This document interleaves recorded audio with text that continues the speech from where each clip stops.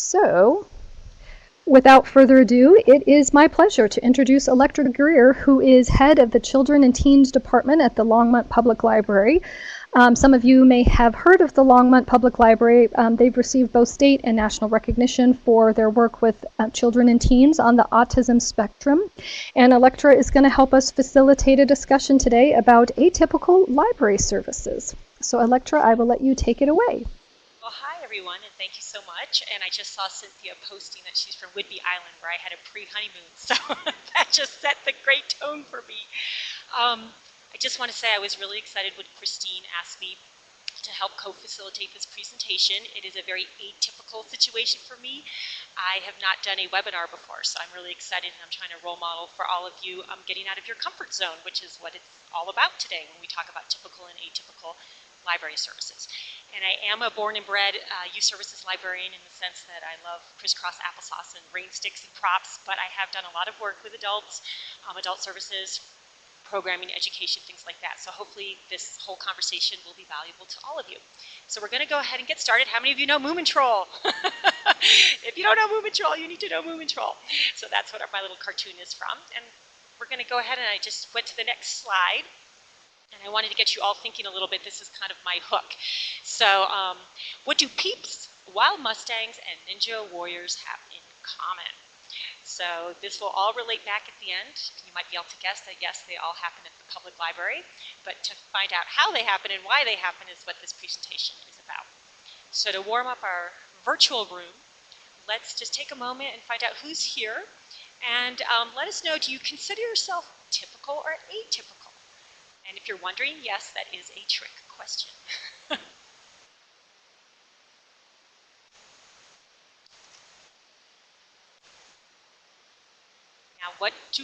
So now we have lots of things that we have to look at and say, what does that mean? How is this skewed?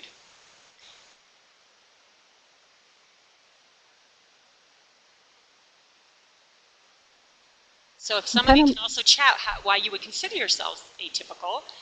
And for me, when I think of this question, I think, well, it's going to depend on context.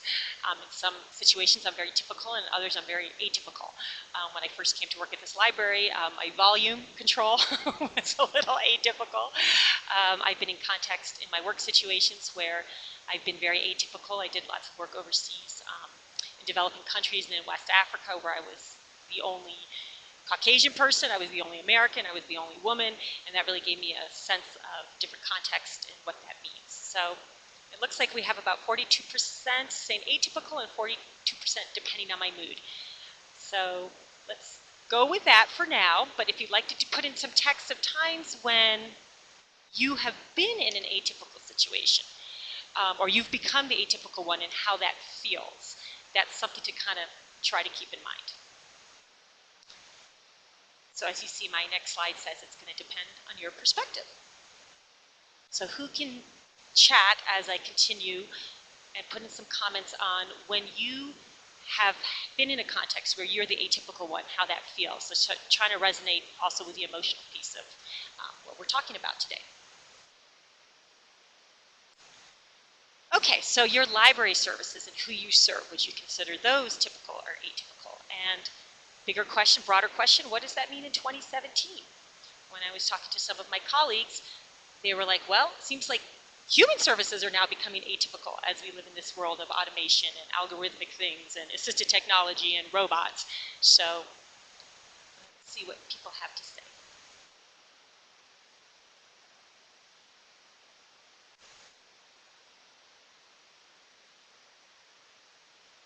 What are some ideas for what your atypical services are?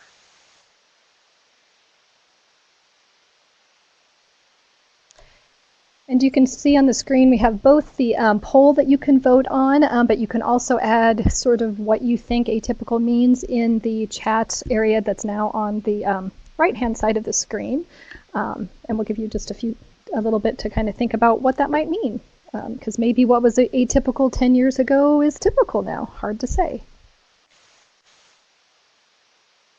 And as your population shifts, things are going to change also. So what the expectations are for your patrons, your geography, economics, things like that.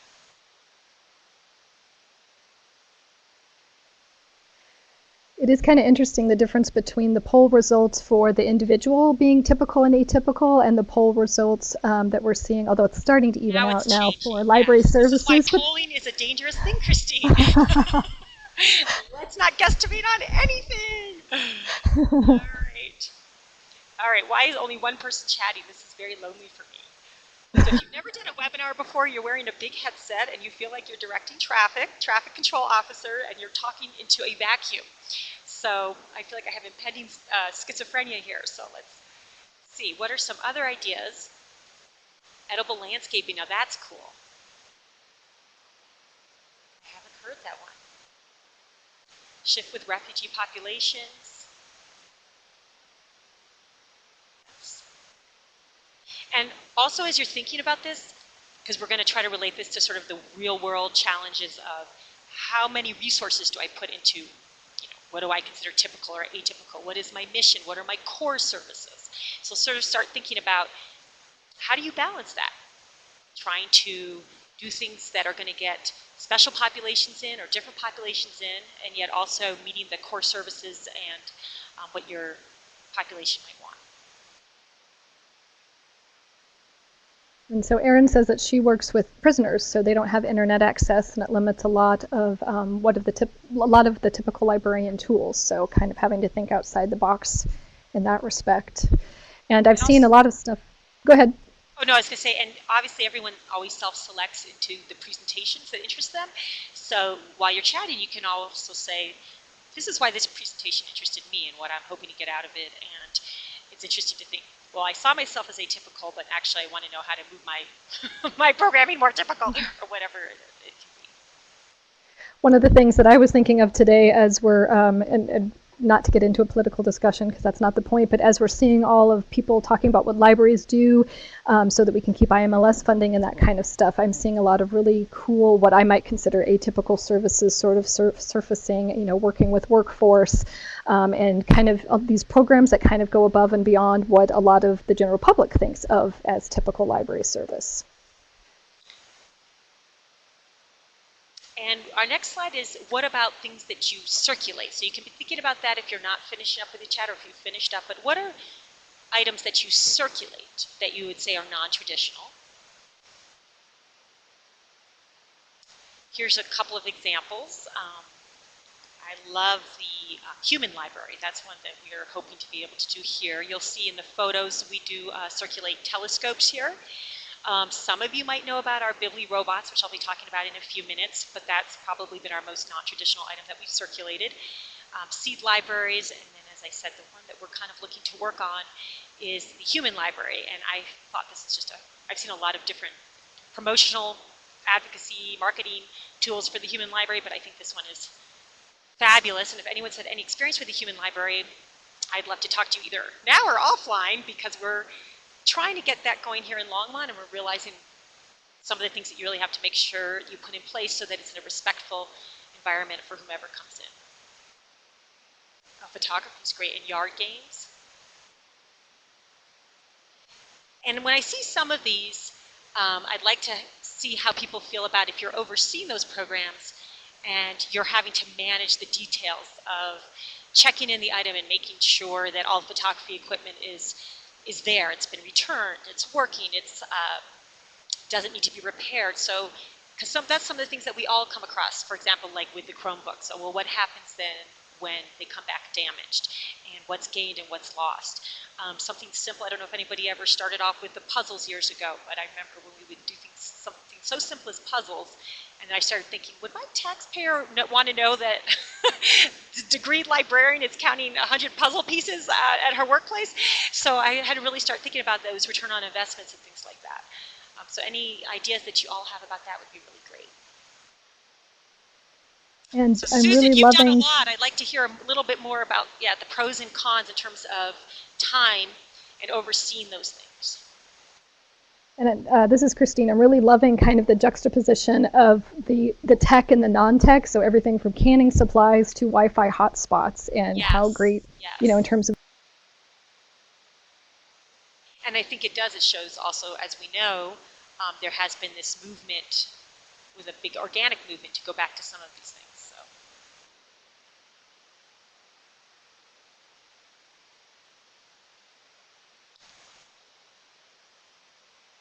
So any ideas that people are seeing out there that they are loving and they're thinking that they want to try, and please feel free to ask each other's questions, and Christine and I can help develop. I'm looking at a couple that I know I might be contacting some of you about. Um, finding out how that goes. I just actually got a call right before this presentation, 2 phone calls actually. One about our book cycle, that we've had a book cycle for a few years, and our robotics program. So it's always good to also hear what works and what doesn't work from your colleagues.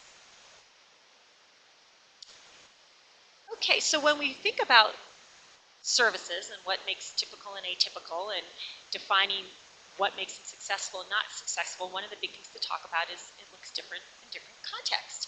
So I'm always curious about this. And those of you who are in positions where you bring things to your board, or you bring things to your city council or your director, or if you're in a district, how do you frame? We've done some non-traditional atypical programs that the crowd size is small, but the dollar and cents is high, and the smiles and hugs are high. And then we do other programs where our crowd sizes are huge, but maybe we don't have any one-on-one interactions. So I'd love to hear about some thoughts on that.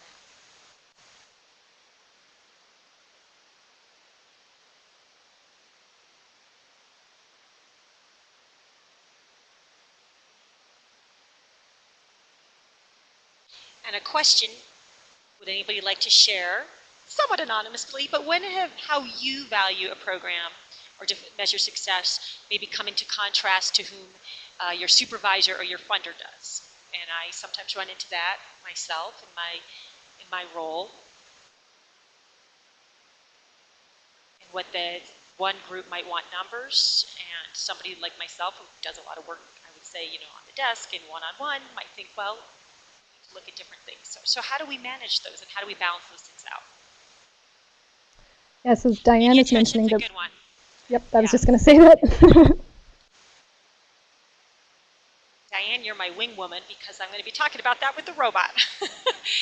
But that is a very good question. Media attention. Well, we all do right now have a love-hate relationship with media, don't we? I'm trying so hard to know that, be careful with media. Because is all good media? Is media, good or bad, always good? That famous thought? I love the issues that matter idea, the community forums on kind of big community topics that need addressing. That's great. And Cynthia, when you do your community forums, are you embedding yourselves in different places, or are you asking people to come to you? Because that's a challenge for us.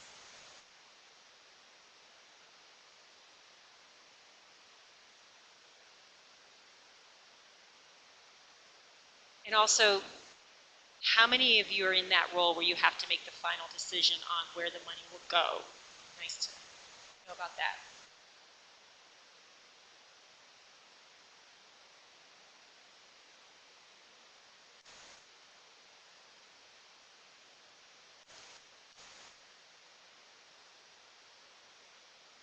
And I agree, it's nice when votes can be recognized.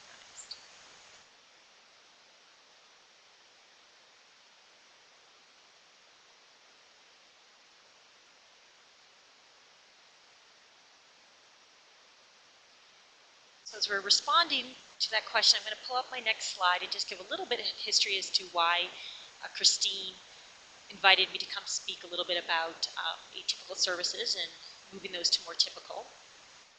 Oh yeah, we love the state passes. Again, that's another hard one. How do you keep, people want them and then you don't have them? That's the problem when you market something. All right, that's great to hear from Cynthia that it's a collaboration of the foundation with other agencies. I think that's really important. I actually was in a city program just yesterday, and often if we don't go out to the community and we ask people to come in, we just know that we're not really getting a good idea or a good cross-section of what people want. So very briefly, I'm going to just tell you a little bit about our library story. And we know that all great stories begin with a stranger walked into town. And that's how mine started. So I'd been working at Longmont Public Library for a few years. And I knew a little bit about working with children and teens on the autism spectrum from my classroom background, from friends and family. It was something that more conversations were happening about. And as many of you in public libraries are aware, we have a lot of teens that would come on the spectrum to use our resources and sometimes help with shelving. But I'd also noticed that it didn't seem that we had as welcoming an environment, or families didn't seem as comfortable when I would see them come with their families as I would have hoped. But it was something that was sort of on the back burner and doing lots of different things. And then one day, actually a different department in my library hired Catherine Wheatley, who some of you might know. She's now the director over at Lyons Regional Library. And this is the perfect example of synergy and being open to whomever comes in, because she and I met. And if you haven't met her yet, she is a force of nature, and she is fabulous and one of the most creative and bright people I've ever worked with. And she had a lot of experience with her own children and working with families with children and teens on the autism spectrum. And we just immediately started talking about what are things we could do at our library to invite this group in. And she really gave some very personal stories about what it was like for her when her kids had been younger, and we tried to bring them in and feeling self-consciousness around other parents and things like that. So we went out to the Autism Society of Boulder County. We did some needs assessment surveys, and we started just thinking about, well, what could we do?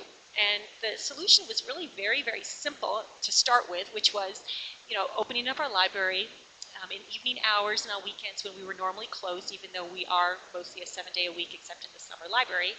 And we just started inviting families. We called it special access browsing, and we began with the library would close at 5 on a Friday, and we would reopen it from 6 to 8 for families with children and teens on the autism spectrum.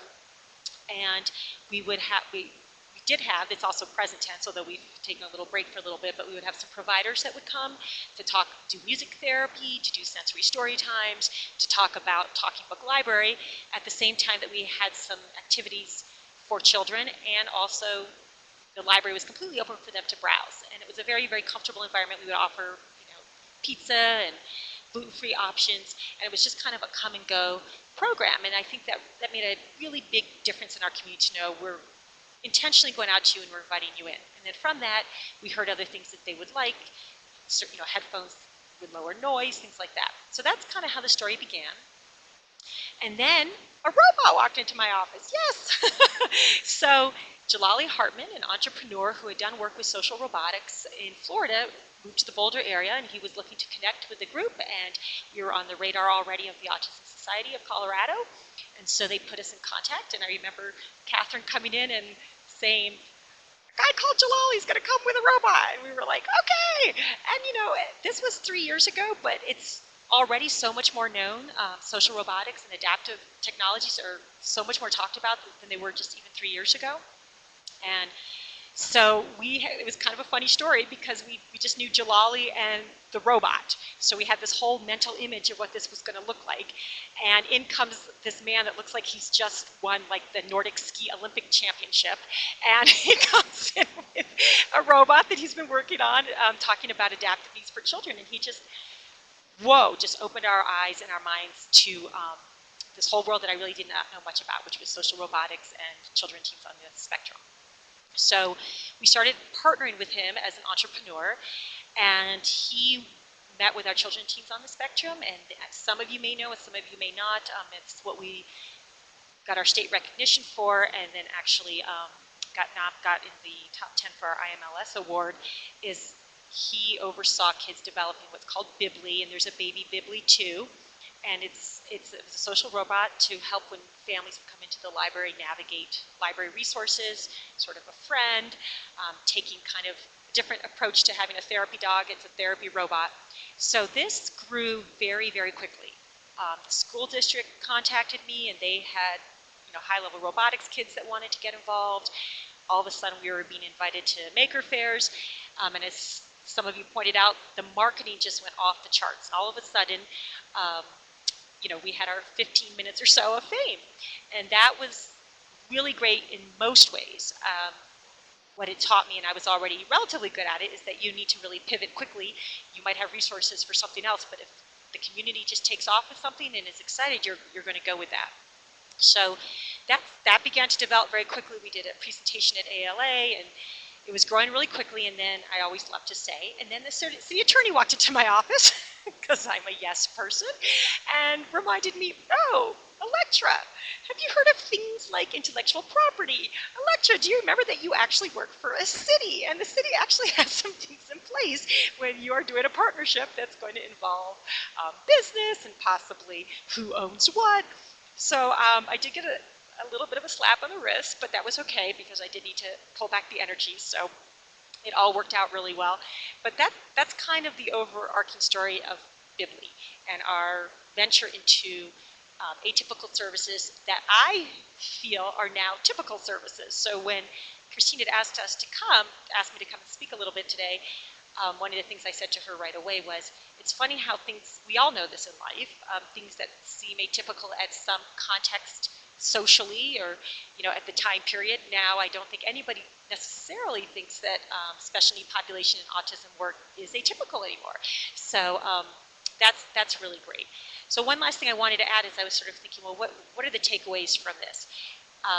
In full confession, I get people asking about Bibly, and my heart breaks a little and a little tear comes to my eye because we did get to the point where we just didn't have the resources to maintain circulating Bibly. We learned very quickly that as much as I tried, I could not also be the IT 24/7 line for Bibly, and so we had circulated them for just about 3 months. We were trying to let people check them out, and we put a lot of time in it with Jalali and students supporting us, and it just became a process that completely had consumed me and the department, and we just realized that it might be time to let that piece go and look at ourselves more as an incubator to have launched some of the Bibly, but now Jalali works more independently and we're sort of a resource, but we send people that way. So that was a little bit hard for me because I just so passionately loved it personally, but when I really had to step back and look at the mission of the library and the resources we had. So right now as I'm talking to you, I have a little Bibly looking at me and he cheers me up, but I don't have to always plug him in now and have him work perfectly. A couple other great things that came from that were just a reminder that, and if you have any questions, I can pause. Should I pause, Christine? Is it too much, too little? I think people can address questions as they come, but I think they seem to be engrossed in your story. Okay. I haven't seen people. So, all right. Or they're all like playing other games. So this is something I just really want to emphasize that was a huge eye-opener for me, and I've been in education and librarianship, over 20 years, is having this entrepreneur say to me, you have no idea what you have here in your public library. And it is such an incredible resource to any partner, a business or otherwise, that seeing how powerfully and authentically he meant that really shifted now how I approach partnerships. I mean, he just, even though of course he sort of generally knew what a library was, when he broke it down, he's like, do you see the traffic you get? Do you see the cross-section of people you get? Do you see the trust people have in you? And the trust was a big one, and I've always thought that, I think we all think that. Like, we are very trusted. That is the one thing I never want to lose as a librarian. And just seeing it from his eyes, and he brought in other businesses, and we're not in a place where we're going to, capitalize on our patrons. We're very protective of their privacy, and we're not here so that they can use our patrons for market research or anything like that. But just in terms of partnership, it so shifted my perspective. And if you walk away with nothing else, please with that if you're not already there. Because for me, for the last couple of years, I've really noticed now when I reach out or other people reach to me, I really start asking questions like, okay, this is what we're offering. What are you offering? And is this going to work? Because we all can be stretched so thin in the library world. And as those of us in the public libraries, our mission is the public all the time. And you get stretched so thin. And as someone who's also worked so much with schools, there's always almost this humility that I'm always nervous. And that was one of the things he would point out to me and say, Electra, you seem like you're begging people to partner. Do you not know what the library has? Like, they should be begging you. And just, having this very successful businessman who's made millions of dollars, I don't know what that means, that's what had to validate my work. But hearing that, and it wasn't just from him, it was in other places that we went. And so I had not really done a lot with business people partnerships before. Lots with nonprofits, lots with educational groups, lots with parenting groups. But and again, I don't know how much some of you do that, but for me, seeing it through a different filter was really validating. So that was a takeaway for me. Um, so the marketing publicity was also huge. And then finally, the thing with Catherine that also has stayed with me and I think of all the time now is this expression that I'll talk about again later, but when you're really looking to do something that's a group that you want to reach that you haven't before or a program, you need something called a cultural broker. And the thing that Catherine had was my enthusiasm and my passion, but I did not have the authentic voice of what it's like to work and have family members who are on the spectrum. And you do need to find that, and it doesn't have to be a staff member. After Catherine took her new position, because we'd already built up quite a group of families that knew us, I still have some of those parents be the ones that are at my events to make sure that they greet the families that come. It's really critical that people that can speak that language are there to speak that language. So that really hit home for me, watching the way that she was able to interact, and that and my director's fabulous about doing this. She knows who to put up front to talk to families and patrons, and she kind of helps facilitate from behind. And that's my role switched with that pretty quickly.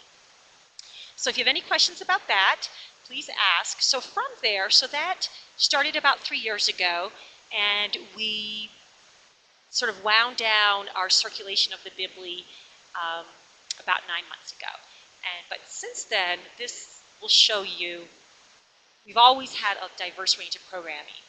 But we're a library that serves 90,000. We're one city library that serves 90,000. Our youth services department has 3 full-time people, myself being one of them, and then several part-time people.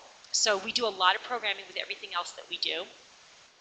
And when I look at this chart that I pulled up, these are ones I picked because all of these, except the Lego Club that we had started on our own but has grown, were because somebody had said, hey, I hear you guys are good to partner with, or hey, I hear you guys are open to. And that's what's been really neat. And that's one of the things that I think once you start doing this, you'll see just opens up. You plant seeds in the community. They don't always blossom or bloom the way you think they will, but eventually you just become known as having a very open door policy and really willing to do other things. And I don't know how many of you who work in these services have ever brought in your public works people, but boy, is that a win-win. And I get to wave to them now because I also live in the city where I work, and so that's really fun. So I posed a question too for all of you to think about, which is, of all the ones listed here, there's one right now that we're starting that's challenging, and I'm going to see if you can figure out why. And let me answer Cynthia's question. Yes, so we're actually working on that right now. There's which you may be aware of already. The sort of 18 to 25, 30-year-old adults on the spectrum is a group that really, really needs services, and they need social services, in the sense they need to be able to come to events at the library where they can be social and they can be engaged. We have lots of things in place for maybe hiring volunteers, maybe even be able to move some of them to jobs, paid positions. But adults in our community, and I think communities around the country and around the world, that is the heartache of them and their families. Anybody that works with people with special needs populations know that once they sort of age out of the school system, they're kind of on their own. So that is a need that we are currently looking at filling, and it's actually, I believe I have a slide on it later, because we are challenged with the community loves it, the people that come that love it. It's also very expensive and time intensive for us. So we are trying to figure out that balance, but we work with Imagine, we work with other groups. But I think the best program depends on the adults. What obviously you'll meet with providers and find out exactly what that is, or if they're independent adults that are just slightly on the spectrum or Asperger's. But they're usually very receptive and happy to have social kinds of things that you host at the library. And so I think that's a really good idea. One other thing I'll let you know that we learned quickly is that when you're doing programs for people on the spectrum, the flow looks very different. So I had done years and years of programming, but I forgot. Oh, right. So they come at different times.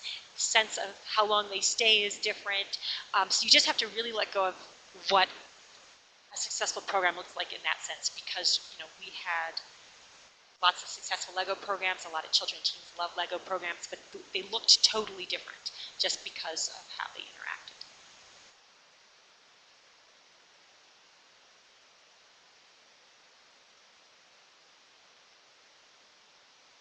So any guesses on which is most challenging right now?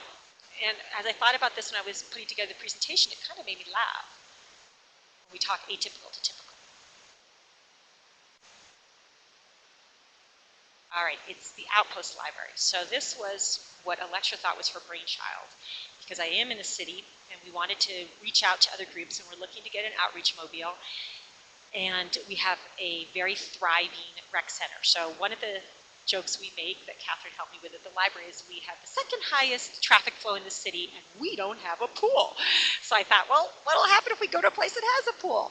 So we have started a little outpost library at the rec center. We just launched it this month. But immediately I had an experience of, oh, I'm the atypical one.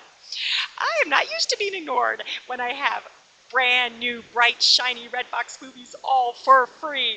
So we thought, we put in our research and we decided we're at the rec center at between 4 and 7, Monday, Wednesday, Fridays, the busiest time at the rec center. We're going to bring all popular materials, all high circulating materials. We've got all new, shiny new movies. We even were like, we're giving away free popcorn if they check out a movie. How could our community not love this? And I wouldn't say they didn't love it, but myself and my colleague that were there, we were stunned at how the only people that seemed to notice we were there, that people that already had library cards and kids who knew us. And so even though there's definitely an overlap between in our city of 90,000 who uses the rec center and who uses the library, that raised some really interesting questions about people who are infrequent library users. Can you shift them? People that are non-users. And one amusing thing that happened on the Friday night was big, huge softball team came in, and they were waiting because they had to have a meeting in uniforms and things. And they weren't even 10 feet from us, maybe 30 of them, and didn't even blink when they saw stuff. Now, when we did figure out how to market it better and said, free movies, then we got a little more attention. So that, and someone here that does marketing, we realized, oh yeah, you continually have to think about, to us, this stuff is really obvious, and how do you not know? We thought we had signage. We realized if you're not a library user and one library sign doesn't say to people, this is for you and it's free and take it now. So that's what we're trying to figure out, how we can navigate that. Is it going to, we started off pretty small. Is it going to be worth our resources?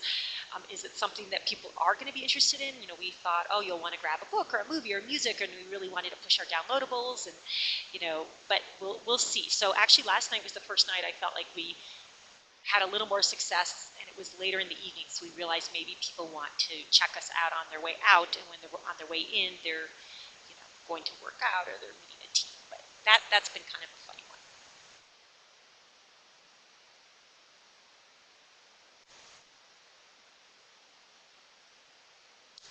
Okay, so who on your team, and again, this is context, but who is different than the rest, and how can this be a huge advantage?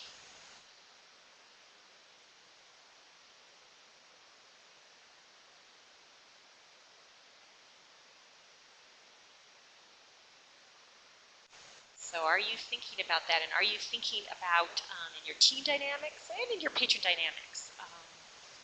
I do this a lot. It's something I've been told I do well, which is I see somebody out there doing something, and I think, let's invite them in to do this for the library. When I first started here, our population's become much more diverse quickly, but we had some families from India, and hey, would you ever want to host a story time and do some stories on Indian folklore? So, I really invite the community in all the time to feel that the library is theirs, and with staff. And sometimes you have to, for me, I always remind myself that people that are most different than me in any kind of staff dynamic, whether they're on my team or not, are usually the people that I'm going to learn the most for and the best for me. So I always try to keep that in mind. And in this case, when Catherine came on board with the autism programming, you know, we were able just to go to run with that. It wasn't necessarily that she was different, but she had different experiences. But even when we're looking right now, we roll out a summer reading program, and we make sure that we have people that have really different learning styles and different approaches to look at it, because it might seem to make total intuitive sense to me, and then realize, oh, I'm missing out on some really big things. So consensus is good to a degree, but I'm always very wary of consensus. That means I'm doing something wrong.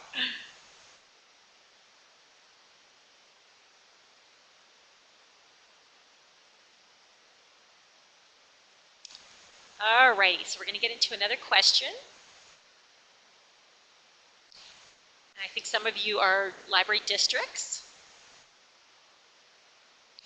And so, as I said, our library serves about 90,000. We're one standalone city library.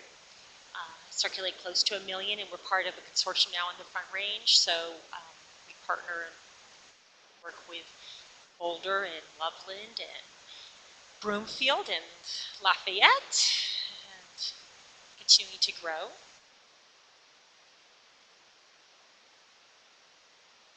Christine, how are we doing? Feels quiet. I think they are just sort of absorbing, so I would say continue forward. Really good sandwiches?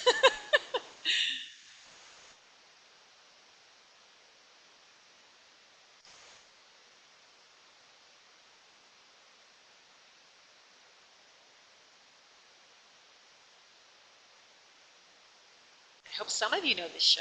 Anybody know this show?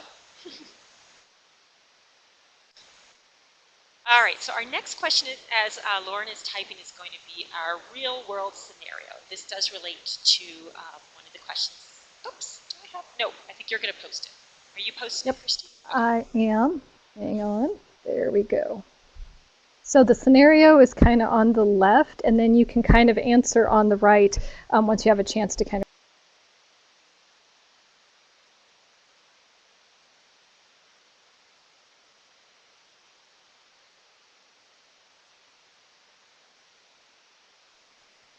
So basically, kind of in this scenario sort of area, we're trying to decide, or have you guys talk about like what you might decide if you're choosing between a program for developmentally delayed young adults, and we've listed the cost, the audience, and the materials, or a free Lego club and who's attending. So kind of start thinking about how you might make that decision about which program you would continue, and you can type some of your answers on the right-hand side there.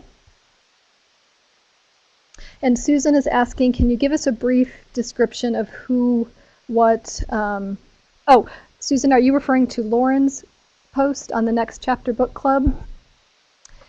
Looks like it is a book club for adolescents and adults with Down syndrome.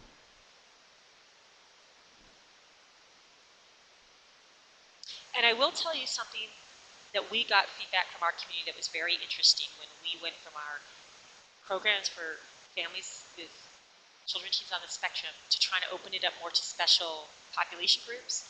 It was very interesting, kind of heart-wrenching, to have parents say, if my child or somebody in my family has Downs, I don't want them coming to an autism program. And if I have this, I don't. We heard that from adults too, and I thought that was interesting. We had thought, well, we wanted to welcome more groups in, but with resources, how could we do this? And inclusion's always the model. So, hopefully we've created an inclusive, welcoming environment for everyone. But, again, being able to have trusted community members and cultural brokers that could share those conversations with us, it's not always easy.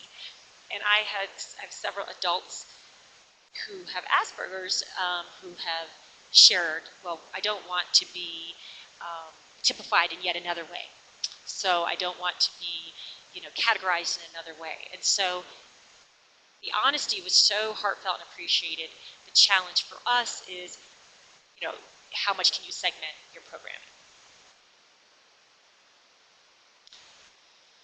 So Diane, I do agree with you with the grant opportunities. And the grant opportunities was something that hadn't crossed my brain, so that's great. Kind of knowing like where else you might be able to get funding, so maybe you can continue both. So that's what we've done a lot on. And again, to be honest, you know, when the grants sort of run out or you have to pull back, that's where the tricky question is. I mean, you'll see again when you look at it in terms of circulating numbers, some of these quantifiable things, circulating numbers, audience, one looks so much lower than the other. But then when you look at, well, what is that patron walking away with it they can't get anyplace else? So it's a hard decision. And Erin's making a good point about, the Lego program might be where she continues because it could be ongoing, new materials could be donated, etc., and the audience is broad. Plus, you might be able to use those same Legos in a special program for delayed young adults later. So what other thoughts do people have about how you might choose between, a program, actually two different programs based upon cost and attendance and thinking about success? Right, and if you want to bring in new populations, or what would you consider typical, atypical?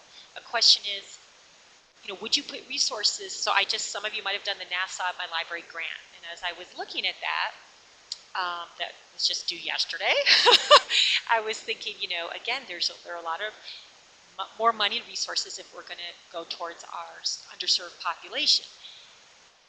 And then I had to think to myself, in each context, what's served and what's underserved, and what's typical and what's atypical. And those are tricky questions sometimes if you start really digging deep. So we've got 2 for the Legos. Now, see, I didn't think that was going to happen. What did you think, Christine? I thought, we got some pragmatists here. This is why I don't do programming. I get lost in the details. I would spend too much time trying to decide that no decision would ever get made. That's why I do the job I do. I agree with Jolynn. You have to show CERC numbers, you have to show usage, you have budget cuts. But here's the other side that someone mentioned. What families are the strongest supporters of your library? And when you work with families with special needs children, they are loyal, they are vocal, they advocate. So there's an intangible to throw in there.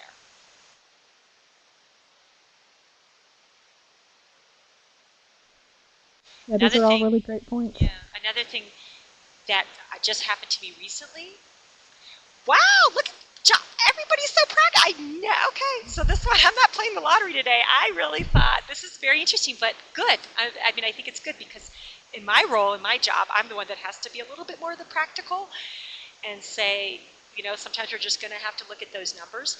But I will also throw another thing in there, and this isn't necessarily, this is just one example, is I had a patron call and remind me that maybe, say, for example, you're only with 10 adults with developmental delays, but each one of them is in a sphere, is in a family, is in its own community. So sometimes you might not see the number that show up, but the ripple effect of them doing well or having an experience, and I get that a lot, especially working with children. Good marketing residuals! Wow! You'll love. My marketer and you will get along great. She's...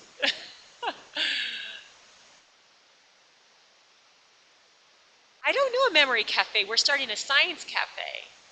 And but Erin's point that I look at other partners and other people doing other things is really great.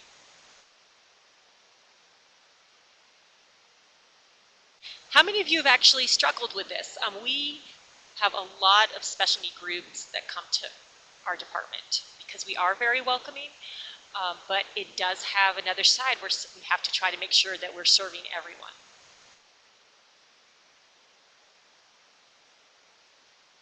Christine, you're fast. Thank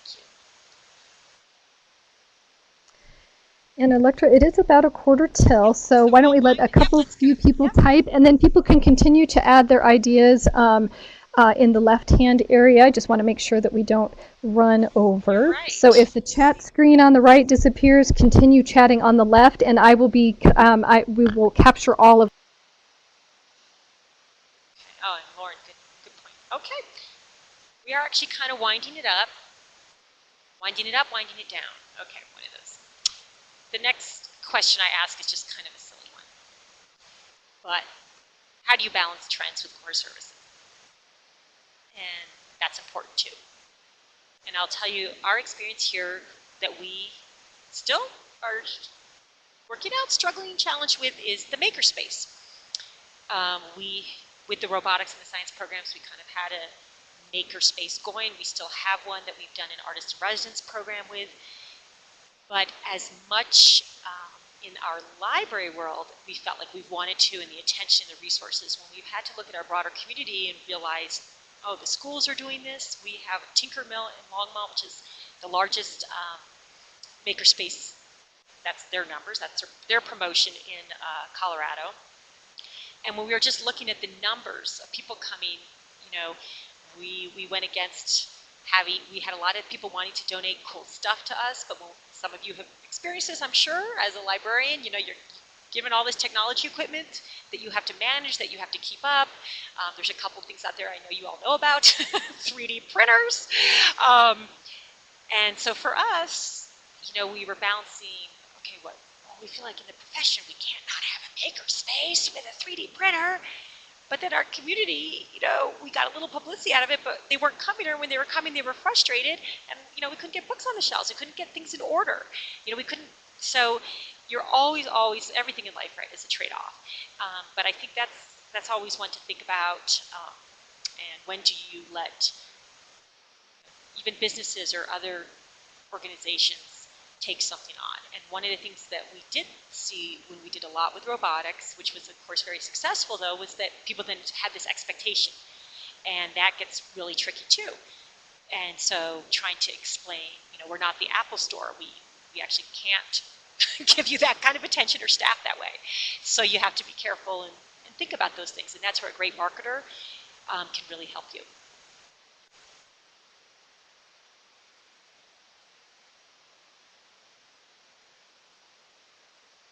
Yes, beta testing. So I've already used this term, but I told Christine, I hope this is the term. If you don't know it, I heard this term, the cultural broker term, a few years ago, but the concept has been there. It's intuitive. But I cannot tell you how much that shapes how I think about things. And another example I'll give you is I do work with early literacy, which is another core service that's actually becoming trending finally, right, Christine? People finally realize, put the money in the kids, the little kids. But every single early literacy consortium, group, meeting I've ever gone to, it's all women. My whole life, all women. And I finally said, I'm going to get some men. And I'm not just going to get some men in this, it's not a gender issue. I'm going to get business leaders, maybe a former city council person, because we need to have it balanced out, and we need to have people that understand the early literacy message, but they can also go back to their groups and convey that message. And that's what a cultural broker is. Someone that knows both sides of the issue, that can speak to their constituents or their community. And so it really behooves us to find those people. And again, this is all about when I'm in a meeting and we all look the same and we all have the same point of view, I'm thinking, okay, that's really great, but how is this going to work outside of the library? So it can be very comforting to all be on the same page, but it's not really, I think, realistic if you want to stay dynamic and be serving your whole public.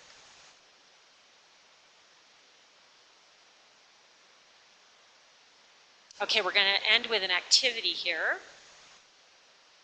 And I hope you will have some input. So I want you to think of, for your community, who do you think, or what do you think is the most unlikely population to use your resources, and why?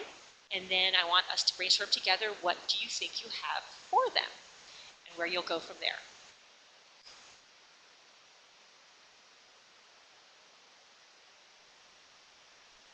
So you can type who your most unlikely population to use their services is on the left-hand side, and then you can start brainstorming what ideas your library may already have or that you could offer. So it's kind of thinking outside the box a little bit, keeping your community in mind. And have fun with it. And also just know, like, you might decide, okay, that's not actually viable. But when I was sitting there in the rec center and noticing that we were getting no attention from our softball leagues. And again, we were giving away free movies, not giving away, but library circulating. I thought, okay, what would get their attention? And I actually asked a colleague who's on the softball team, and she said, oh, you need to have bats that they can check out, and when they play softball, they want to check out new equipment, sports equipment. She's like, if you want to have something, we're a sports town, so if you want to have more of those things. So when people aren't noticing you, go ask and find out why. And then again, is it something you actually can do or need to do? Or do you have played against sports and you don't need to do it? Josh, can I tell you, if you work with any adults, can I tell you the number one thing you can do that has just worked for us so well?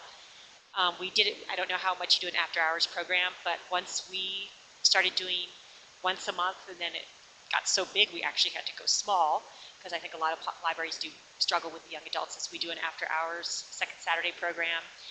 We do pizza, drinks, and then we open up the whole library to them with the computers, and we have programs. And what we learned, it got over 100. It actually got so big that we had to slow down because of the cost.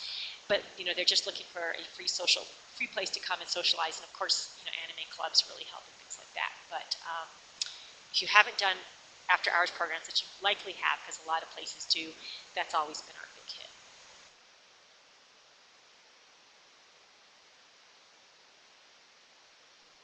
And I was just at a conference earlier this week, and a woman was talking about getting kind of the same kind of preteens in, where they're like 4th, 5th grade, and they'd come in and they'd already played with all the tech, and they would kind of get bored. And there was one child in particular that also just seemed kind of lonely, and we'd kind of batted about what if you somehow turned him into a library volunteer, or created a special library internship for him, a way for him to kind of connect with the library.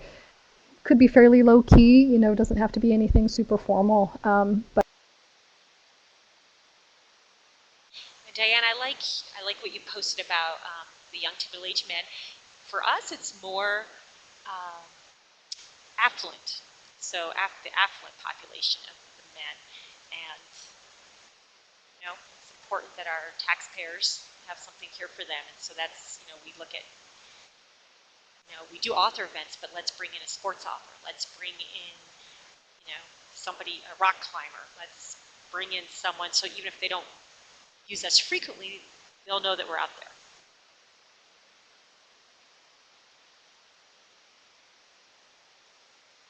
Christine knows by chance, and this, since we're winding it up, this will go back to the unicorns. I call my Mustang a unicorn.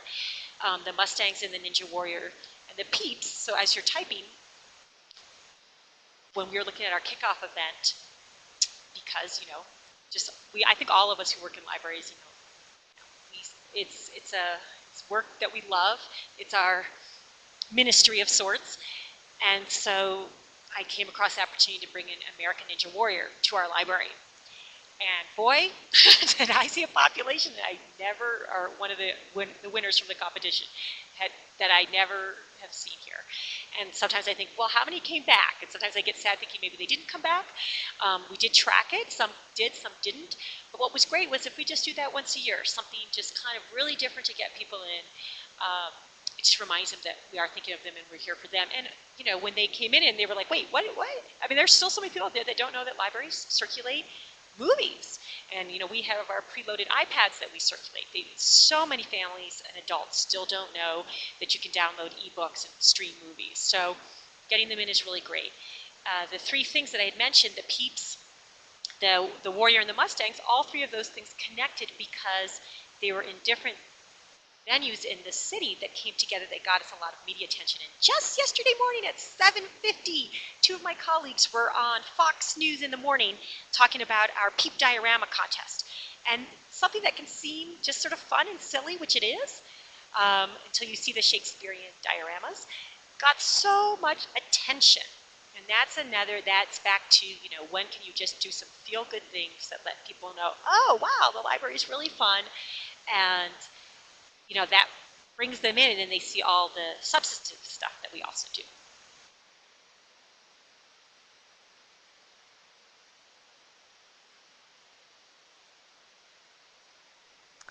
All right, I'm just going to bring back up the slides again as we head into the home stretch.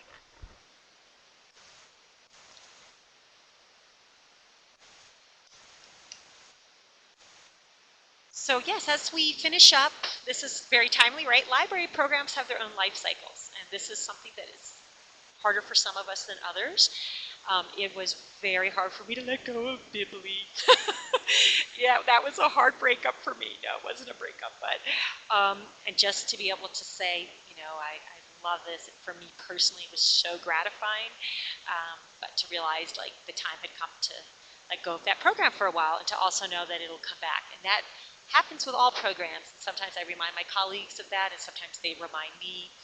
We have several programs that have been huge for years, DIA programs or bilingual programs or Loteria or teen programs, and then the enthusiasm starts to wane, and just saying, okay, maybe it's time to let this go for a little bit and bring in something new. So I think it's nice if you just sort of acknowledge that beginnings and endings, they're all natural and they're all part of the life cycle and the programming cycle. And I just want to invite any of you, and all of you, please feel free to contact me offline. Any questions or anything that I can help with. If there's anything else that anybody would want to know about. It was kind of a broad topic, but the takeaway being that hopefully there is really no such thing as an atypical program, except that you might when you first begin it, but with the goal of inclusion in mind. Everything that we do in the public library, especially, but all libraries are welcoming and open and equitable for everyone. So I just pulled a couple quick things because I liked this zigzag book, and it just reminded me of a lot of librarians I know, and I bet some of you, that we are all voracious learners, and the more you do that, the more creative ideas come to mind and the more connections you make. And then those of you in marketing or really knowing millennials and knowing different generational differences is very, very important, not only in staff development and as a supervisor who works with people from different generations, but also in terms of reaching participants and patrons. And then this last one was recommended by our marketer, who's really opened my eyes to some really critical and important ways to look at what our library does. And we brought her from outside the library world because we wanted someone that didn't have a library perspective, and that's been very healthy. I always say bring in fresh water sources. You need fresh streams. So any questions or anything else?